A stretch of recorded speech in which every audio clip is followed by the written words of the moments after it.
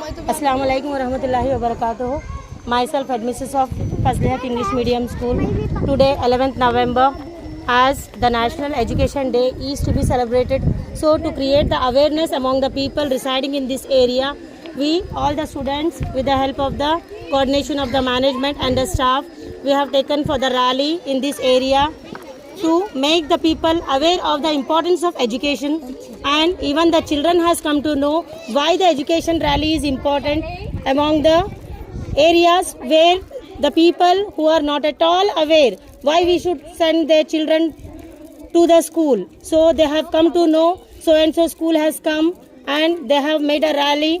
With this they have come to know that the students of so and so school has come. With this our children and all the people has come to know that our school is located here in Arafat Colony, and what type of school we are running, that all they will come to know. In future, if they approach, we can make them to be aware.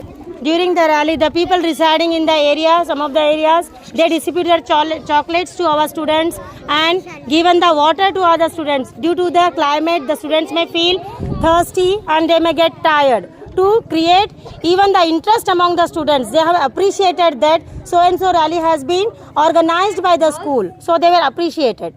Thank you. अस्सलामु अलैकुम वरहमतुल्लाहि वबरकातुहू। मैं आज बहुत खुशी महसूस हुई कि आज हम फजलिहत इंग्लिश मीडियम स्कूल के HM मैडम, स्टाफ और बच्चों ने मिलकर एक रैली निकाली जो अल्हम्दुलिल्लाह मुख्तलिफ़ राहों से गुज़र कर जो है ना आई एक तालीमी रैली जो है ना निकाली गई।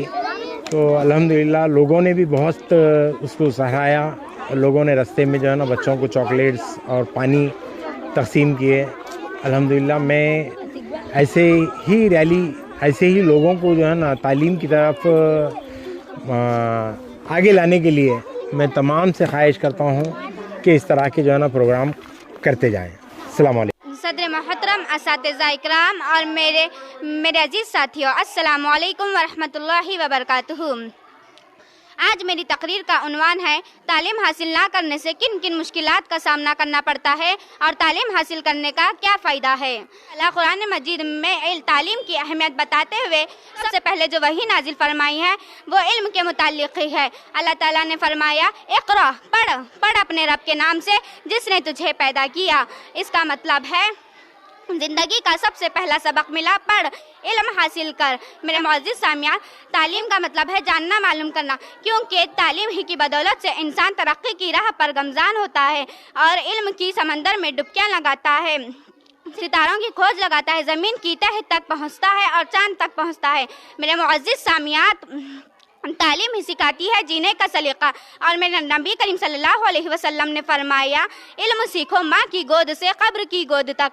और एक जगह नबी करीम सल्लल्लाहु अलैहि वसल्लम ने फरमाया, इल्म हासिल करो ख्वाह तुम्हें चीन जाना पड़े। इससे हमें ये मालूम हुआ कि क्या चीन में वो उलूम मौजूद है जिन्हें हम दीन के उलूम कह सकते हैं?